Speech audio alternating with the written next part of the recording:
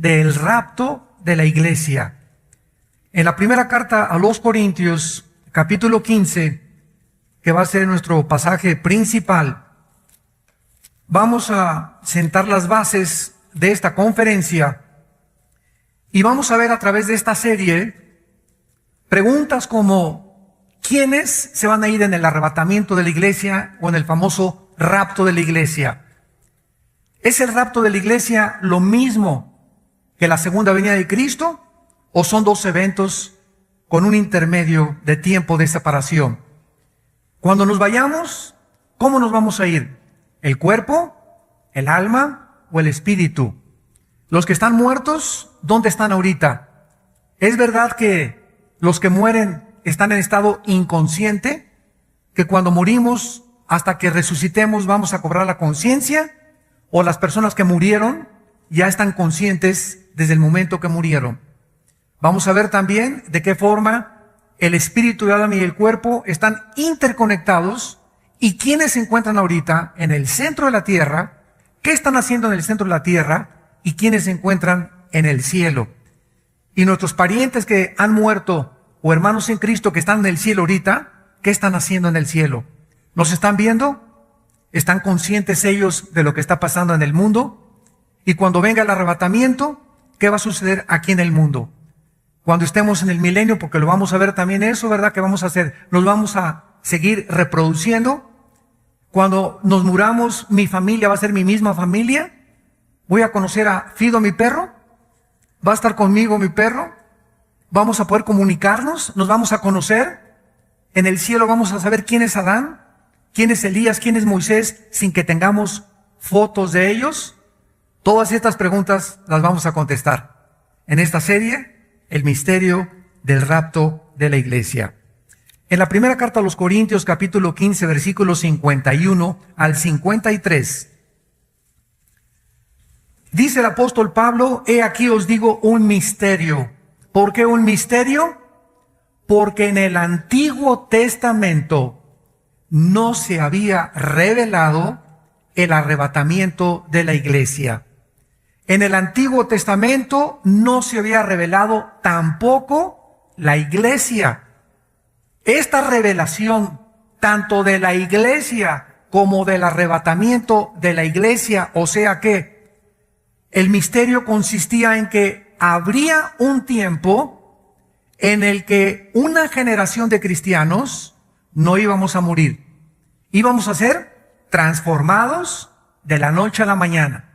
Este misterio es una cosa escondida antes, se la reveló Dios al apóstol Pablo, no a Pedro, no a Juan, no a Santiago, se le reveló al apóstol Pablo.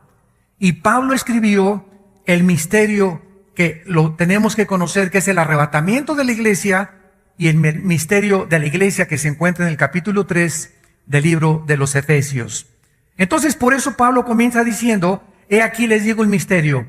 ¿Cuál misterio? Que no todos vamos a dormir, o sea, no todos vamos a morir, pero todos seremos transformados en un átomos. La palabra momento en el griego es la palabra griega átomos, que es en una fracción imperceptible de segundos, en un abrir y cerrar de ojos, o sea, en lo que tarda un parpadeo de ojos. Así de rápido, a la final trompeta, porque se tocará la trompeta y los muertos serán resucitados incorruptibles. Y nosotros, aquí Pablo está involucrando a los que cuando venga Cristo por nosotros, estemos vivos, no vamos a morir. Ojalá que nosotros seamos esa generación que estamos esperando en cualquier momento el arrebatamiento de la iglesia.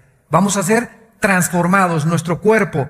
Y dice la Biblia, porque es necesario que esto corruptible se vista de incorrupción y esto mortal se vista de inmortalidad. En otras palabras, no podemos ir al cielo con este cuerpo, porque la sangre y la carne no pueden heredar el reino de Dios, porque este cuerpo fue diseñado por Dios para vivir en 4 dimensiones. Simplemente al salir de la tierra al espacio, ya necesitamos escafandras y un traje de astronauta especial porque las condiciones atmosféricas y la composición química del aire fuera de la atmósfera son diferentes a las que tenemos aquí en la tierra. Entonces imagínense ir al cielo en este cuerpo. No podría, nuestro cuerpo se desharía, ¿verdad? Entonces necesitamos una transformación, ¿verdad? Un cambio imperceptible de nuestro cuerpo para que sea transformado nuestro cuerpo en milésimas de segundo en un cuerpo perfectamente glorificado como el cuerpo de Jesucristo, como lo vamos a ver también. Y leamos rápidamente también en la primera carta a los Tesalonicenses, capítulo 4. Primera de Tesalonicenses, capítulo 4, versículo 14 en adelante. Tampoco, hermanos, queremos que ignoren acerca de los que duermen, para que no se entristezcan como los otros que no tienen esperanza. Porque si creemos que Jesús murió y resucitó, así también traerá Dios con Jesús a los que durmieron en él, ¿verdad? Esto implica, ¿verdad?, que los muertos ya están con Jesús. Esto echa por tierra la famosa teoría de una secta que se llama los Testigos de Jehová, que enseñan que cuando morimos, estamos dormidos, en estado inconsciente. Dice que Jesús, cuando venga, va a traer con él a los que murieron antes que nosotros. Por lo cual os decimos esto en palabra del Señor, que nosotros que vivimos, que habremos quedado hasta la venida del Señor, no precederemos a los que durmieron. O sea, no vamos a ser arrebatados antes de los muertos, porque el Señor mismo, con voz de mando, con voz de arcángel y con trompeta de Dios, descenderá del cielo, y los muertos en Cristo resucitarán primero. Luego nosotros, vean el orden, primero cuando venga Cristo en el arrebatamiento, todos los muertos de la iglesia de la cruz a nuestros días, lo vamos a ver, los muertos del Antiguo Testamento no se van en el rapto. Apunta eso, los muertos del Antiguo Testamento van a resucitar hasta después de la tribulación, como lo vamos a ir enseñando. Entonces, en el rapto se van todos los que estamos en Cristo, los que fuimos bautizados en el cuerpo de Cristo por el Espíritu Santo, la iglesia, que no existía en el Antiguo Testamento. Los santos del Antiguo Testamento van a resucitar, Isaías 26, Daniel capítulo 12, el 1 al 3 lo vamos a ver, hasta después de la tribulación. Entonces, en el rapto es para todos los cristianos desde Pentecostés hasta el día que Cristo venga por nosotros. Y dice así, y luego nosotros que vivimos, los que hayamos quedado, seremos arrebatados juntamente con ellos en las nubes para recibir al Señor en el aire, y así estaremos siempre con el Señor. Por tanto, aliéntense los unos a los otros con estas palabras. Esta es una de las verdades más grandes, más profundas y más emocionantes de la Biblia, la doctrina del arrebatamiento de la iglesia. Una doctrina que inclusive está siendo negada. En mis viajes yo me he encontrado pastores que están diciendo que no es verdad que existe el rapto. Hasta ese grado se ha llegado a introducir estas herejías. La Biblia dice que millones de personas de repente vamos a desaparecer del mundo, y la mayor parte de los seres humanos que se queden aquí van a quedarse con la baba colgando. Van a preguntarse, ¿verdad?, qué pasó. Los periódicos mañana en la mañana o el día que pase el arrebatamiento, los medios de comunicación, Fox News, CNN, Televisa, ¿verdad?, Televisión Azteca, Telemundo, Univisión, todos los sistemas masivos de comunicación, desaparecieron millones de personas de repente, voltearon millones de personas y ya no está la esposa, ya no está tu esposo, ya no están tus hijos, ya no están los bebés en los hospitales, aviones que se van a estrellar porque los pilotos desaparecieron, grandes accidentes de tránsito en todas las carreteras, porque de repente choferes desaparecieron de sus vehículos, y va a ser un caos internacional. Millones de parejas serán separadas, el incrédulo se quedará, el creyente desaparecerá. Aviones sin pilotos, choferes sin vehículos, niños en sus cunas, gobiernos se quedarán sin cientos de políticos, barcos sin sus capitanes, etcétera, etcétera. ¿Qué es el rapto en primer lugar? Vamos a definir doctrinalmente qué significa el arrebatamiento de la iglesia. Es el próximo evento en el calendario profético de Dios. Lo próximo que va a suceder dentro de las profecías de la Biblia es el arrebatamiento de la iglesia. Dicho de manera simple, es la primera fase de la venida de Cristo y la intersección de dos eventos: la resurrección de los muertos, o sea, los creyentes de la época de la iglesia, y la transformación instantánea de nuestros cuerpos. Cuando Cristo regrese, va primero a venir en el aire sin poner los pies en la tierra. Viene por nosotros para sacarnos con Él, y mientras nos vamos con Él, van a pasar en la tierra 7 años de tribulación. Repito, viene Cristo y nos saca, y va a firmarse un tratado en el Medio Oriente por el anticristo. Tal vez en el momento en que el anticristo firme el tratado, nosotros nos vayamos. Porque en segunda de Tesalonicenses capítulo 2 dice que el anticristo no vendrá sin que antes venga la apostasía y se manifieste entonces el hijo de perdición. Lo vamos a ir viendo también. Entonces nos vamos en el rapto, pasan 7 años de tribulación, y al acabar la tribulación, la guerra del Armagedón, nosotros en los 7 años, mientras estamos en el cielo, estamos en el tribunal de Cristo. 1 Corintios capítulo 3, donde vamos a ser evaluados y recompensados de todas las cosas mientras estábamos en el cuerpo. 2 Corintios 5:10. Cuando regresemos en el Armagedón con Cristo, regresamos con Él. Repito, el rapto viene por nosotros, la segunda venida es con nosotros. Ahí está claramente demostrado que son dos eventos separados. En el rapto viene por nosotros, en la segunda venida viene con nosotros, ya glorificados, a establecer su reino milenial aquí en la tierra. Entonces, la primera venida de Cristo sucede en dos fases: el arrebatamiento de la iglesia, y la segunda después de la tribulación, cuando regrese para derrotar al anticristo e iniciar la guerra del Armagedón. En segundo lugar, cuando nos referimos al rapto de la iglesia, estamos también refiriéndonos a la resurrección de los justos, porque los que no son cristianos no van a resucitar en el arrebatamiento. En el arrebatamiento resucitan todos los que habían muerto, pasan 7 años de tribulación, y después venimos nosotros con Cristo, después 1000 años, y al acabar los 1000 años, resucitan los que no recibieron a Cristo en sus vidas. Esto está en Apocalipsis 20, del 11 al 15, y se conoce en la Biblia como el juicio del gran trono blanco. Y en tercer lugar, la resurrección de los justos o de los cristianos se llama en la Biblia la primera resurrección, en Apocalipsis 20, del 4 al 6. ¿Por qué se llama la primera resurrección? Vayamos a 1 Corintios otra vez, capítulo 15, y veamos esto con detenimiento, porque vamos a demostrar que va a haber muchas resurrecciones, varias resurrecciones. Dice el versículo 22, 1 Corintios 15, porque así como en Adán todos mueren, en Cristo todos serán vivificados, pero cada uno en su debido orden. Aquí ya está hablando Cristo de un orden de las resurrecciones. Las resurrecciones van a tener un orden. ¿Quién fue el primero que resucitó? Claro, ¿verdad? Porque antes de Cristo resucitó Lázaro, ¿no es verdad? Pero Lázaro volvió a morir.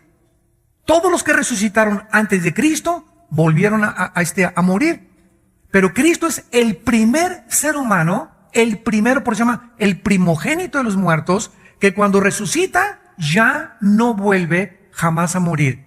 Porque se trataba de eso, que con su resurrección venciera la muerte y nos mostrara a todos nosotros que así como Él resucitó, nosotros también viviremos con Él y no volveremos jamás en la eternidad a morir. Entonces dice aquí en Corintios, cada quien en su orden. Cristo, número 1. 2, ¿quién resucitó con Cristo? ¿Se acuerdan que se abrieron las tumbas? ¿Se acuerdan la resurrección de Cristo? Y muchos que habían muerto resucitaron, ¿verdad? Tal vez entre ellos iba Lázaro también, pero hubo cantidad de santos que resucitaron para cumplir la fiesta de Levítico 23, que se llama la fiesta de las primicias. Cuando los sacerdotes entregaban el fruto, ¿verdad? O el pueblo a los sacerdotes, recibían el fruto y recibían una gavilla junto con el fruto. Entonces, el fruto es Cristo, el primer fruto entre los muertos, y la gavilla tenía que acompañarlo, que eran los que resucitaron juntamente con él. Y luego dice el versículo 23, luego los que son de Cristo en su venida. Aquí se está refiriendo, ¿verdad?, ya a nosotros en el arrebatamiento, y luego el fin, cuando entregue el reino de Dios. Muy bien. Después de nosotros, ¿quién va a resucitar? Después de nosotros, ¿quién sigue en la resurrección? Bueno, siguen, ¿verdad?, los 144,000. En la tribulación van a resucitar los 144,000.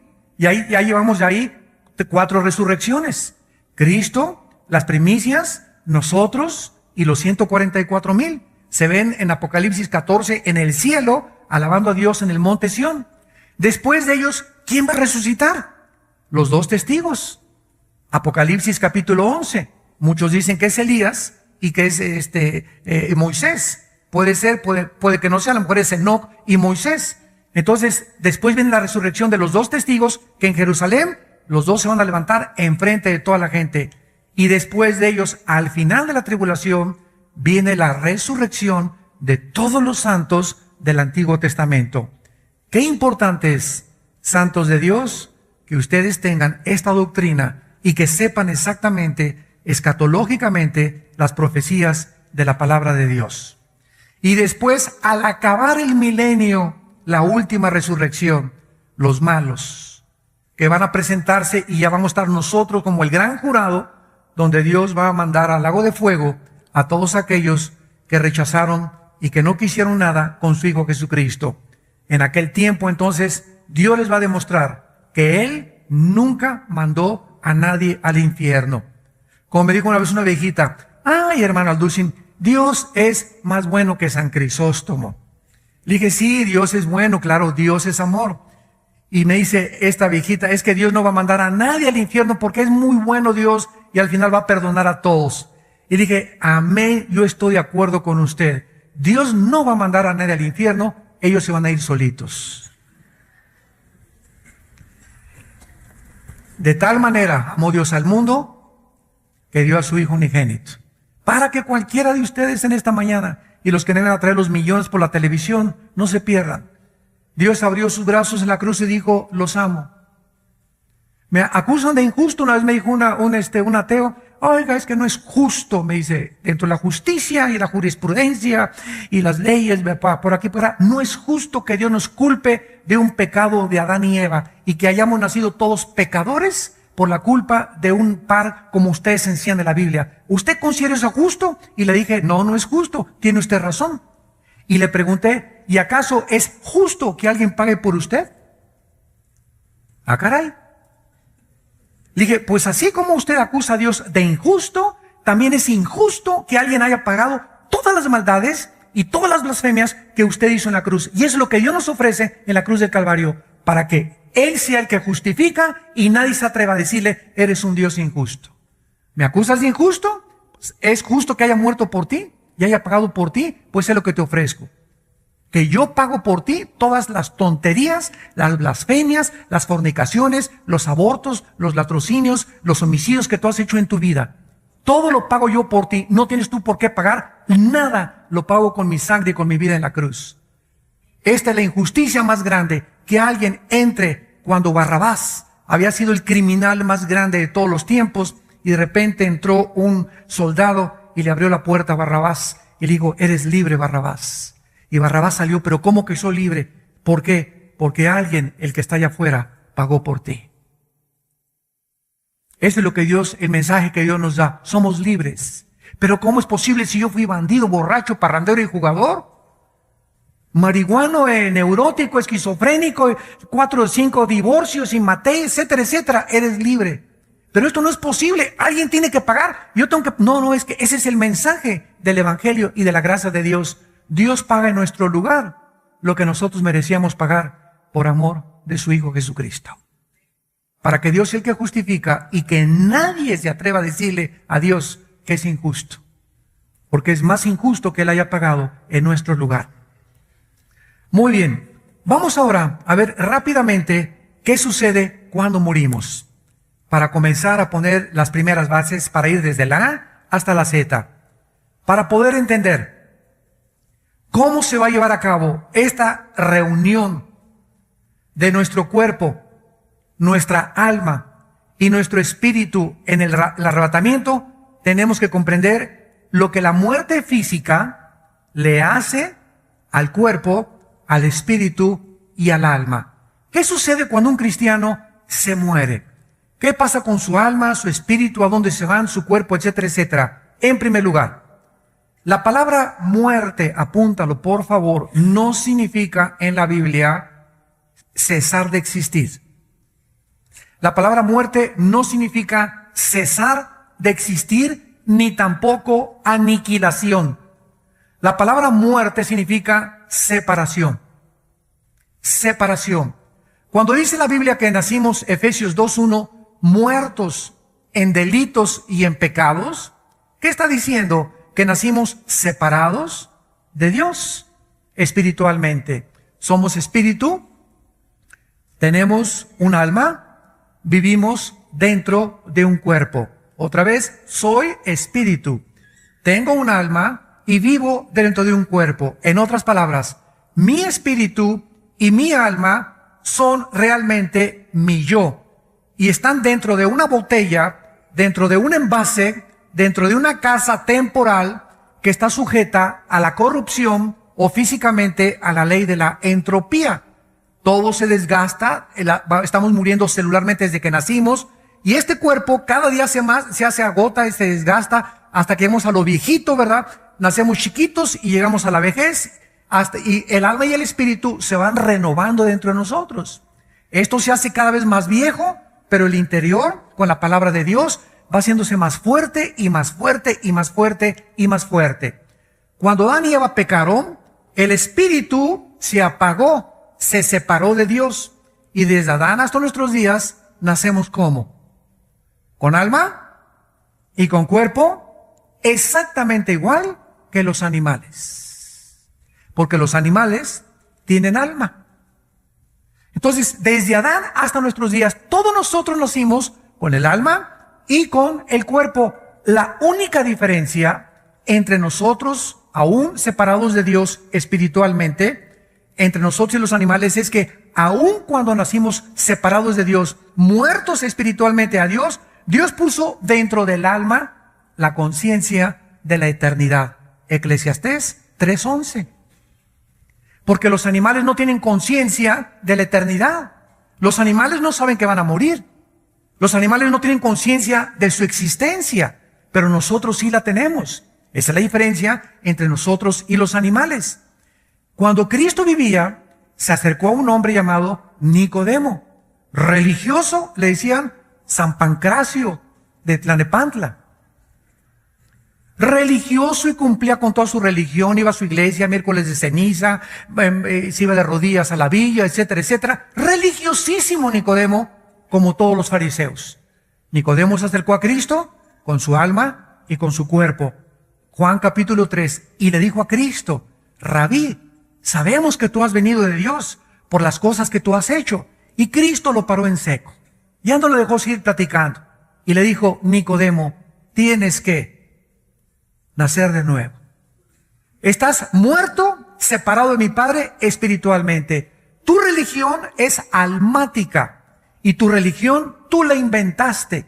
Si tú no naces de nuevo, si tu espíritu no vuelve a resucitar, si no es regenerado tu espíritu, aunque seas persinado, bautizado y católico, protestante, mormón, bautista, presbiteriano, nazareno, amistad cristiana, vida nueva para el mundo, no importa la religión que vayas, mientras tú no nazcas de nuevo, mientras no se regenere tu espíritu por el Espíritu de Dios, no no vas a entrar al cielo. Y si tú te mueres con solo tu alma y con tu cuerpo, sin que tu espíritu durante tu vida se haya regenerado, te condenas eternamente.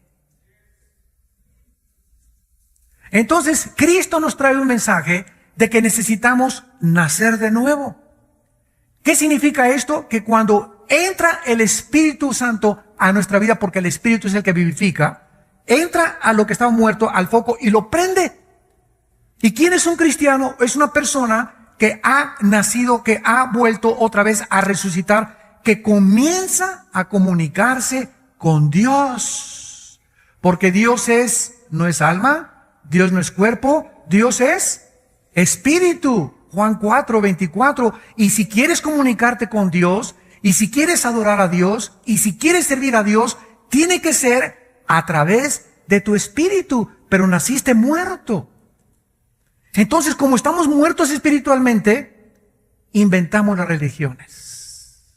¿Qué son las religiones? El esfuerzo o el sustituto del plan de Dios para comunicarse con Dios. ¿Y qué es la religión? Es un sistema de creencias, de dogmas, de ritos, de ceremonias. El católico tiene sus dogmas, el protestantismo las suyas, los mormones las suyas, etcétera, etcétera. Todas las religiones tienen su forma, el judaísmo, el hinduismo, los musulmanes, el islam. Todos están tratando de alguna manera, ¿qué cosa? De poder comunicarse con alguien que en la conciencia traemos, que existe y que es nuestro creador. Pero estamos tratando de comunicarnos con él equivocadamente, a través de buenas obras, porque todas las religiones enseñan, sin excepción, pórtate bien, haz buenas obras y sacrificios. Y por eso toda la historia de las religiones es sacrificios a los dioses. Los aztecas les sacaban el corazón a las víctimas, los mayas también, los aucas en el Brasil, el espiritismo de los cheyennes, de los sioux, de las tribus indias en Estados Unidos, en Europa, en fin, por todos lados encontramos en la historia de las religiones un grande derramamiento de sangre, tratando de agradar a los dioses. Aquí en México, ¿verdad? Millones de personas de rodillas a la villa, en Teotihuacán cargándose energía del sol, ofreciendo a los dioses. Ahorita en Yucatán hay más de 12,000 personas que vinieron de Europa a esperar el 21 de diciembre, porque los ovnis se comunicaron con los mediums de ellos y les dijeron que los malos nos íbamos de aquí, de este mundo. Entonces, cuando venga el arrebatamiento, ya está preparándose la humanidad para saber que los buenos se quedan, los perfectos y los que son tolerantes, porque nosotros somos los religiosos, los cristianos. Entonces, me van siguiendo. El nacimiento es el que nos hace que otra vez en el espíritu nos comuniquemos con Dios. Ahora, cuando una persona nace de nuevo, espiritualmente, Dios nos deja una Biblia, que es el libro que tengo en mis manos, para que este libro me dé la información del reino espiritual. La Biblia no la puede entender por más doctorados que tengas en química, en filosofía y letras, en ciencias políticas y tengas 3 premios Nobel. Una persona que no ha nacido de nuevo está entrando a la Biblia con su mente. Y dice 1 Corintios 2 que el hombre natural, el hombre que no ha nacido de nuevo, no entiende las cosas de Dios. Porque las cosas espirituales se tienen que entender espiritualmente. Y es el espíritu el que entra a nuestra vida y el que comienza a abrirnos la Biblia y a darnos entendimiento, no racionalmente, espiritualmente. Comenzamos a discernir, no razonar, discernir las cosas de Dios. ¿Me van siguiendo? Y esta es la razón por la cual la persona que no es cristiana se acerca a la Biblia y choca con la Biblia. Oye, pura sangre. ¿Cómo es posible que Dios haya mandado a matar a los cananitas? Esto es genocidio. ¿Cómo es posible que David sea hombre conforme al corazón de Dios y se haya cometido adulterio, hasta homicida fue? ¿Y cómo es posible que esto y el otro? ¿Por qué? Porque chocan con la Biblia. Y cuando tú vienes a la Biblia y no la entiendes, ¿sabes por qué no la entiendes? Es porque no la entiendes. Tan sencillo como esto, ¿verdad? Y así como dijo un Teofilito, ahí te vas a quedar. ¿Y por qué? Porque tu intelecto no ha sido abierto, no ha sido expandida tu comprensión espiritual. Porque las cosas del Espíritu no se pueden racionalizar con la mente intelectual, se tienen que discernir. Y la palabra discernir significa distinguir entre la luz y las tinieblas. Se lo explico de otra manera. ¿Se acuerdan de Hebreos 4:2? Porque la palabra de Dios es viva y eficaz y más cortante que toda espada de dos filos. Y discierne, ¿verdad? Las cosas, ¿verdad? Del Espíritu, y penetra hasta el alma y el Espíritu y discierne las intenciones y los pensamientos del corazón. Fíjense lo que dice Hebreos 4:12. Este es el alma y este es el Espíritu. La mitad de mi Biblia. Este es el alma, este es el Espíritu. Cuando nacemos y no hemos nacido de nuevo, el alma y el Espíritu están así, amalgamados. El Espíritu está muerto y el alma tiene un poco de vida, porque tiene la conciencia de la eternidad, repito. Entonces, para la persona que no tiene a Cristo, todo es gris. Una persona que no tiene a Cristo no puede distinguir claramente el bien y el mal. Bueno, sabe que matar es malo, todas las tribus africanas lo saben, los ignorantes lo saben que robar es malo, que el adulterio es malo, que una muchacha no debe casarse más que virgen. Son conceptos que ya trae el alma humana, la ley escrita en el corazón, la conciencia, pero no distingue claramente qué es realmente, qué es bueno y qué es malo a los ojos de Dios.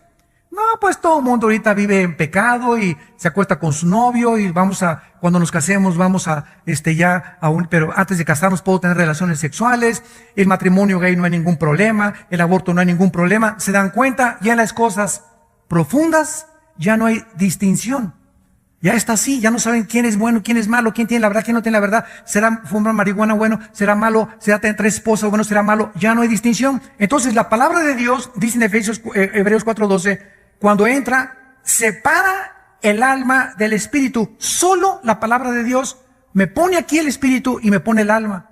Y entonces Dios comienza a comunicarse a mi espíritu y mi espíritu comienza a mandarle la información a mi alma para cambiar mi manera de pensar. Nadie puede cambiar a un ser humano su manera de pensar más que la Biblia. Nadie. Por más que tengas 5 idiomas y políglota y culto, nadie puede cambiar tu manera de pensar más que la Biblia. Entonces, la Biblia, Romanos 12:2, no se conformen a este mundo, sino transfórmense. El espíritu, la comunicación al espíritu viene de este libro. Mi espíritu solo puede tener contacto con Dios a través de la Biblia. Entonces la Biblia se comunica a mi espíritu, me comienza a mostrar las cosas de Dios, mi espíritu le comienza a pasar la información, escúchenme, a mi alma, a mi mente. El alma está en la mente.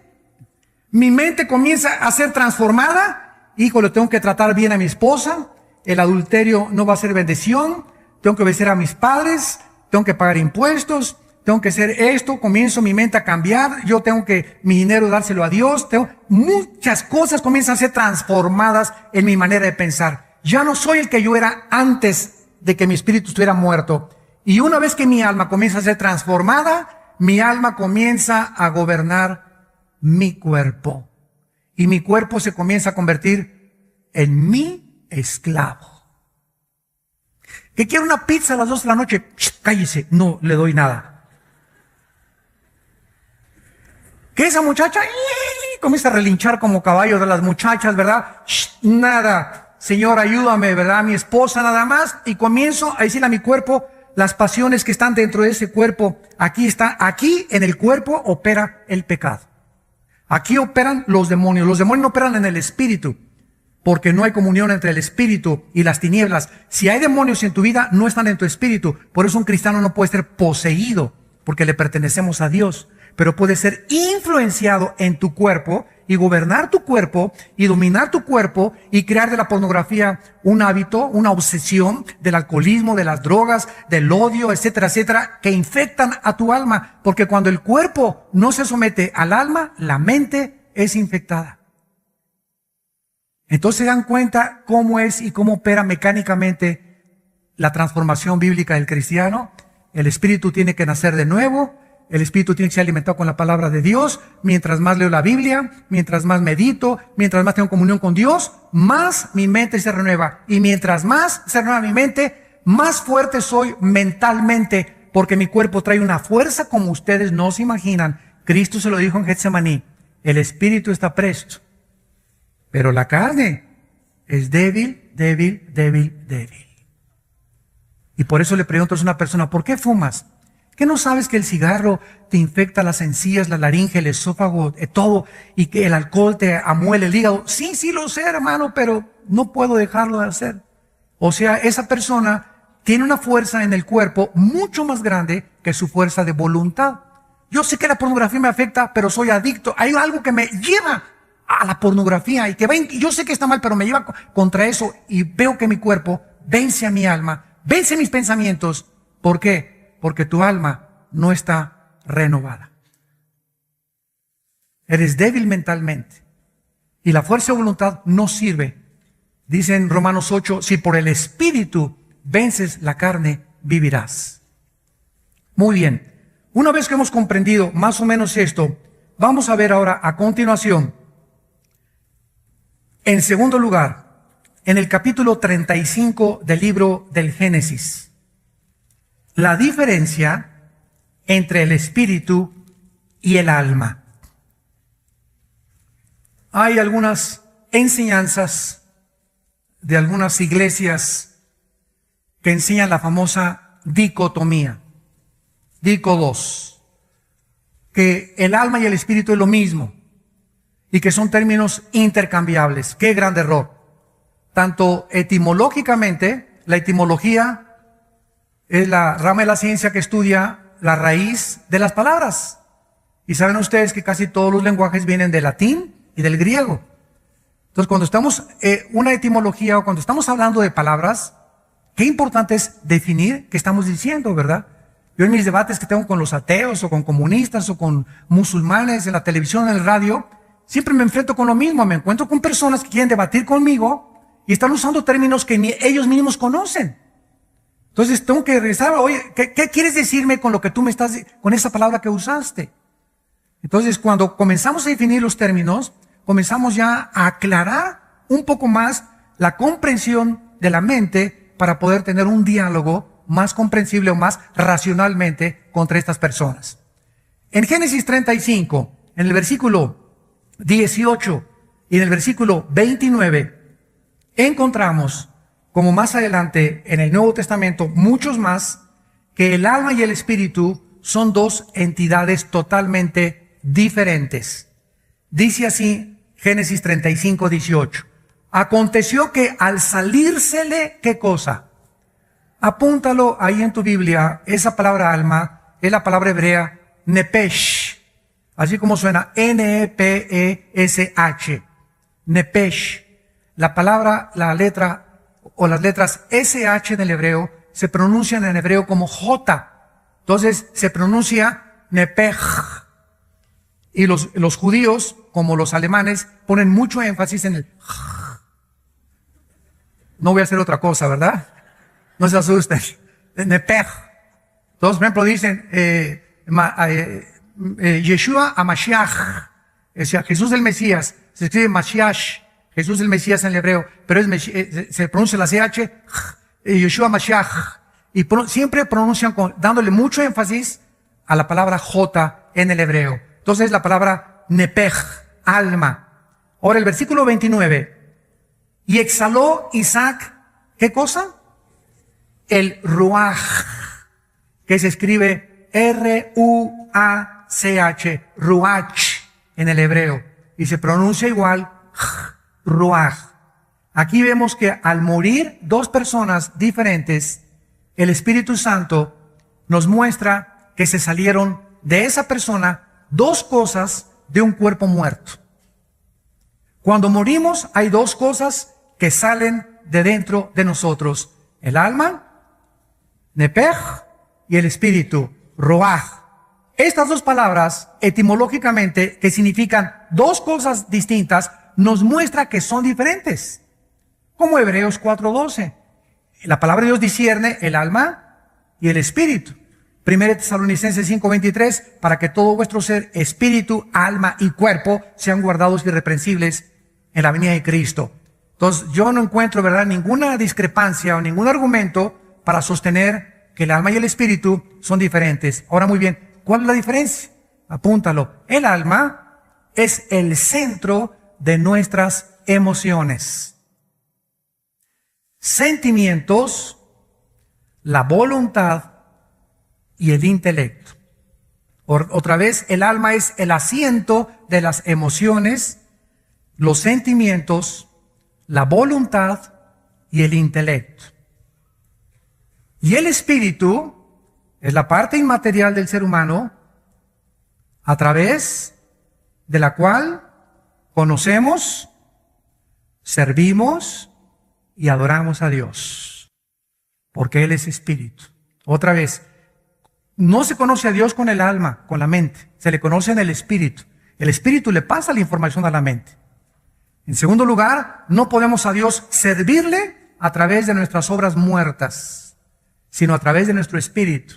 Hay cristianos que son nacidos de nuevo, pero que creen que el ser demasiado activistas en la obra de Dios, y reparten folletos y por aquí por allá, y no está malo, no hay nada malo en eso. Y pastores que yo conozco y misioneros que son muy activos, y por acá y por allá, y viajan desde las 7 de la mañana a las 11 de la mañana, y hasta se agotan, y hasta ni vacaciones van. Y todo eso no le agrada a Dios. Porque si tú quieres servir a Dios, lo sirves en espíritu y en verdad, en tu comunión con Jesucristo. 1 Corintios 1:9. Fuimos llamados a la comunión con Jesucristo. Mientras tú no le des a Dios la prioridad en tu vida, de en las mañanas tener como prioridad tu tiempo con la Biblia y en oración, hagas lo que hagas, puedes hacer iglesias, puedes predicar, mientras no entendamos que servimos a Dios primero, a Él en comunión y en oración, no vamos a entender qué es servir a Dios. Yo oí un testimonio hace poco de un pastor en Estados Unidos que Dios le quitó la iglesia. Y dice, me fui con mi esposa a un rancho. Oye, pero yo estoy acostumbrada a la iglesia y a esto y el otro. Y estuvimos 1 año y medio en el rancho, me dice el pastor, dio su testimonio. Y ni prediqué ni nada. Y Señor, le pregunté a Dios, pero yo quiero servirte en el reino y todo. Y hasta que finalmente, después de que se quebrantó y se humilló delante de Dios, el Espíritu Santo le dijo a este pastor, ¿sabes una cosa? Es que yo quería que durante todo ese 1 año y medio no sirvieras a la gente, me sirvieras a mí. Y te encerré en ese rancho 1 año y medio sin hacer nada, ni activismo, ni predicar, ni nada, para que aprendas que tu prioridad en mi vida es servirme a mí. Eso me impactó tremendamente, porque confundimos el activismo con el servir a Dios. Y mientras no tengamos comunión con Dios y no entendamos que mi tiempo más importante es el tiempo que yo paso con la Biblia y es el que Dios evalúa más altamente, todo lo demás que haga no sirve de nada. Acuérdense de Apocalipsis 2, del 1 al 4. La iglesia de Éfeso, ¿se acuerdan? Oye, vengan para acá los de Éfeso. Pónganse aquí mis chiquilines. Todos ustedes. Y fíjense cómo comienza Jesús para que entendamos este concepto. Yo sé que ustedes han sido muy celosos, han sido muy pacientes, han probado los que son apóstoles y no lo son. Se han involucrado en cientos de actividades, y en ese momento, pues todos los cristianos a quienes Cristo se refería, podían ver, gracias Señor, sabíamos que nos tenías que reconocer, y de repente Cristo les dice, pero, hay un pero, hoy el Señor tiene un pero contra nosotros, ¿cuál será? Quiero decirles que todo eso que han hecho no les sirve de nada, porque han perdido su primer amor. Todas las iglesias que construiste, todo lo que tú hiciste no es absolutamente comparado porque tienes años que no tienes comunión conmigo. No estás enamorado de mi Hijo Jesucristo. Y le dice Cristo, arrepiéntanse. Dice nada más, arrepiéntense y regresen a sus primeras obras, porque si no se arrepienten y no regresan a mí y dejan tanta actividad para dedicarse más a mí, a darme tiempo, les quito el candelero de su lugar. En otras palabras, ¿qué significa esto? Que si tú no entiendes que nosotros somos testigos al mundo y brillamos, y el poder que tenemos para hablar de Cristo es de nuestra comunión con Él, si comenzamos a los activistas, lo hacemos en la carne, y quitar el candelero significa que perdemos nuestro poder espiritual. y predicamos en la carne, se puede enseñar en la carne, se puede repartir folletos en la carne es bien consagrada y súper religiosa. Muy bien, veamos ahora a continuación, ¿verdad? Entonces, que al morir, ¿qué pasa? Espíritu, alma y cuerpo. Al morir el cristiano, el alma y el espíritu del cristiano, al morir, si te mueres hoy a las 5 de la tarde saliendo aquí te atropella un camión, inmediatamente subimos al cielo. Inmediatamente, 2 Corintios 5, 9 al 10, ausentes del cuerpo, presentes en el Señor. Lo vamos a demostrar. Nos vamos inmediatamente al tercer cielo. El cuerpo lo entierran, lo creman, no importa lo que le hagan.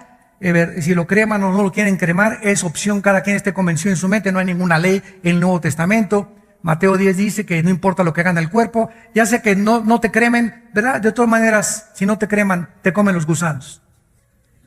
Ahórrate el ataúd, ¿verdad? Y que te cremen mejor. Yo es mi consejo que le doy a la gente, ¿verdad? Y te ahorras tanto borlote que el mejor cofre, la mejor caja para mi abuelito y para mi papá, y que le pongan chapa de oro alrededor a la caja, ¿verdad? Y flores, y se gastan ahí todas cosas. El muerto ni sabe con nosotros, ni está con nosotros, ni te lo agradece, ni nada. Es puro mercantilismo, ¿verdad? Todo eso viene del paganismo. Digo, si lo quieres hacer no hay ningún problema, ¿no? Hijo de paganos. No todos tienen esa intención, ¿verdad? No digo que todos lo tengan, ¿no?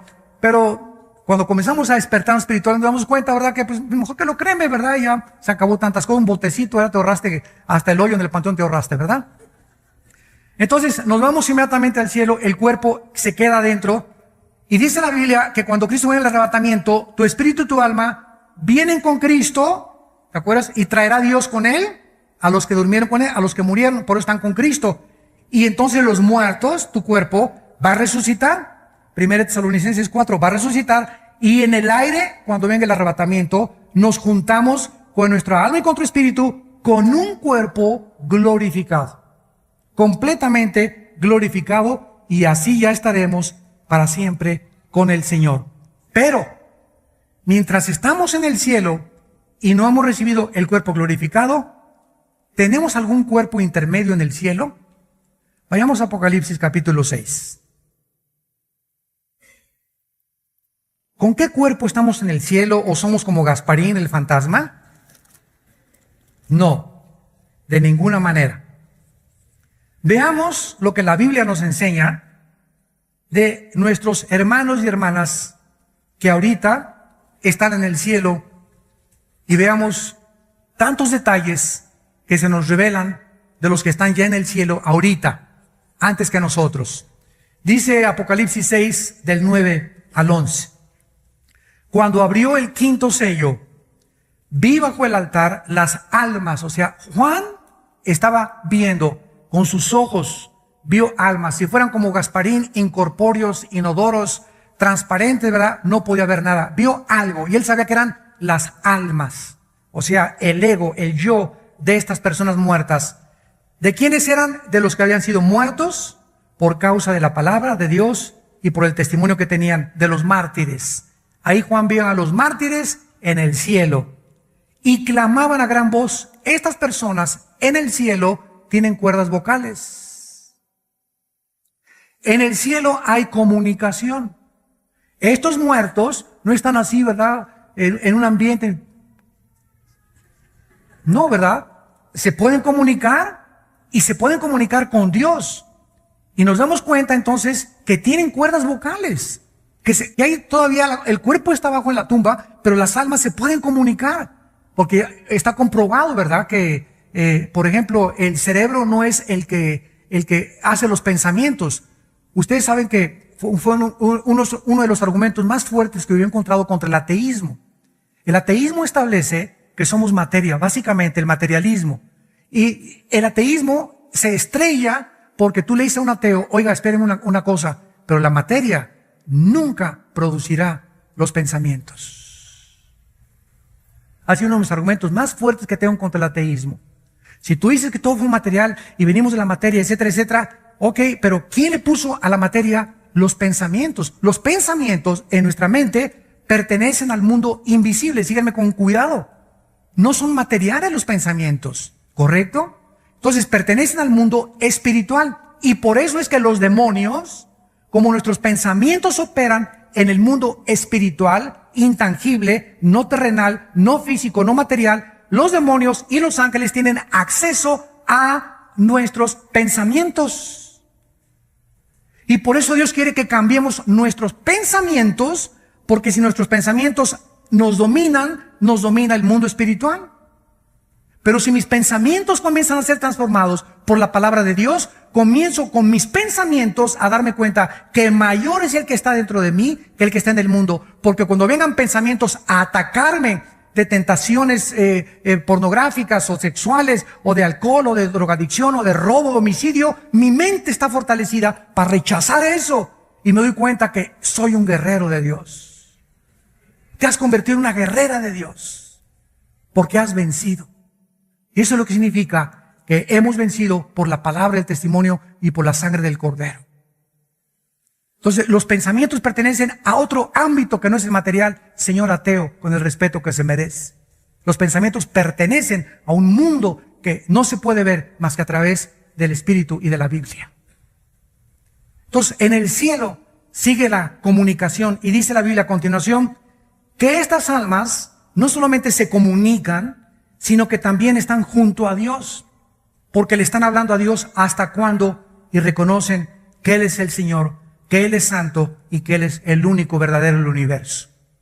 Y vean ustedes lo que estas almas le están diciendo a Dios en el cielo. Esto es asombroso. Le dicen a Dios en el cielo: Señor, ¿por qué no juzgas y vengas nuestra sangre en los que moran en la tierra? Pregunta: ¿estas almas en el cielo están pidiendo venganza? O, fíjate la importancia de los términos.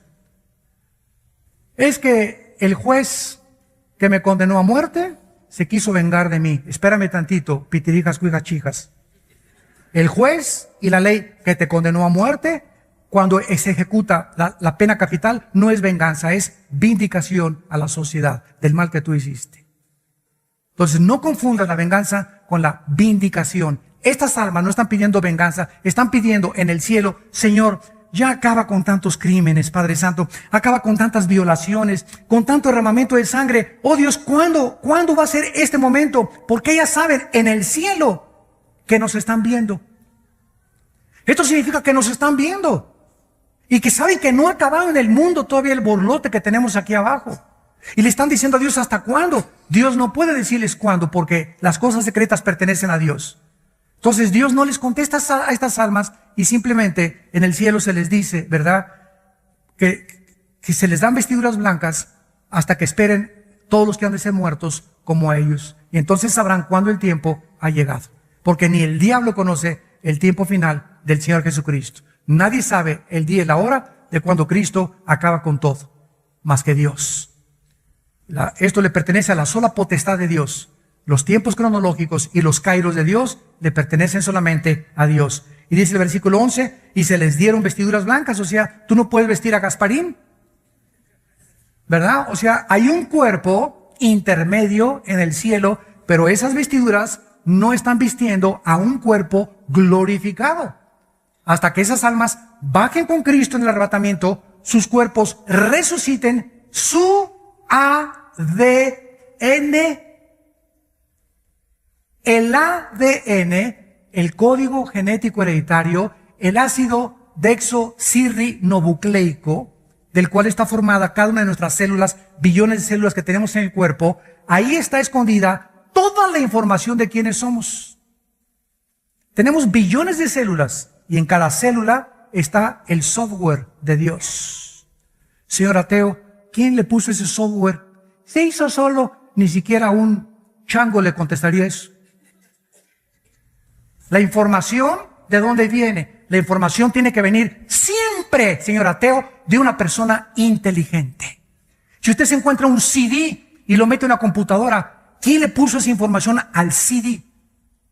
El CD agarro y vale 5 centavos el CD, la pura materia, el puro software. Pero ese CD contiene una información Y si lo peso el CD en una báscula, pesa 3 o 4 onzas. Sin embargo, ese CD no vale nada. Lo que vale es la información dentro del CD. ¿Quién puso esa información? ¿El aire?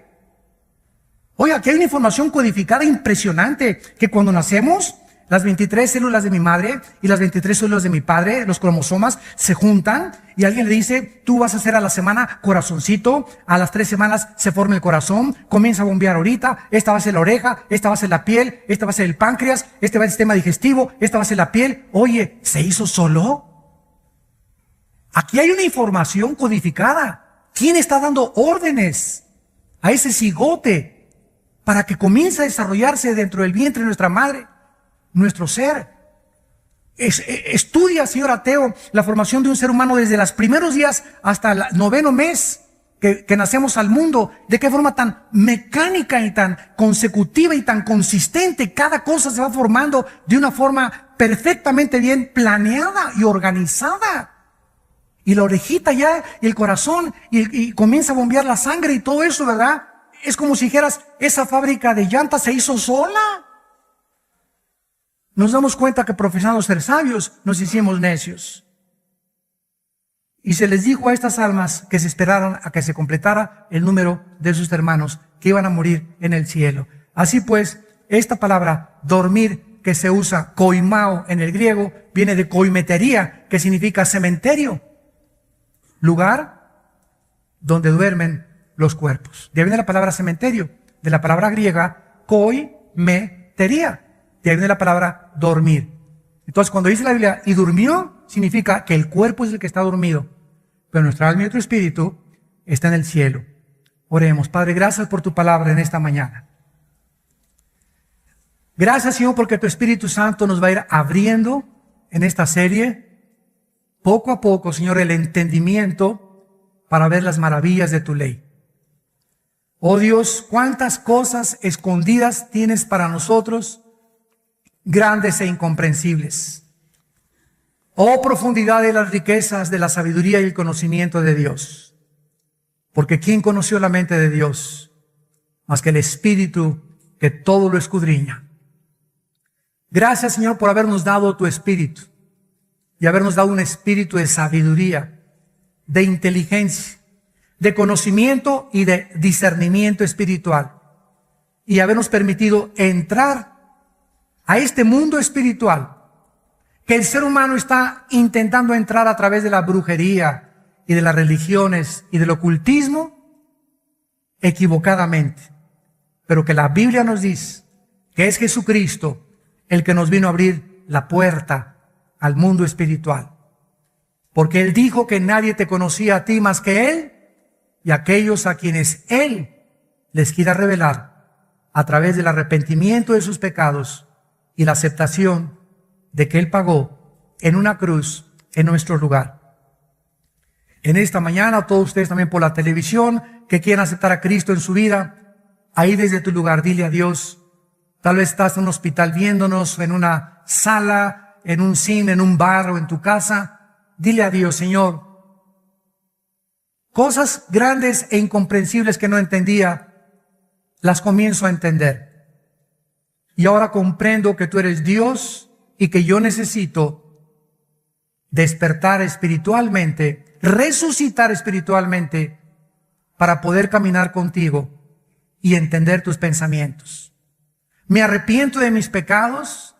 Creo que en la cruz pagaste tú, Jesús, por ellos con tu sangre preciosa. Y te pido que a los 3 días entres a mi corazón como mi Señor y mi Salvador. En el nombre de Jesús. Amén.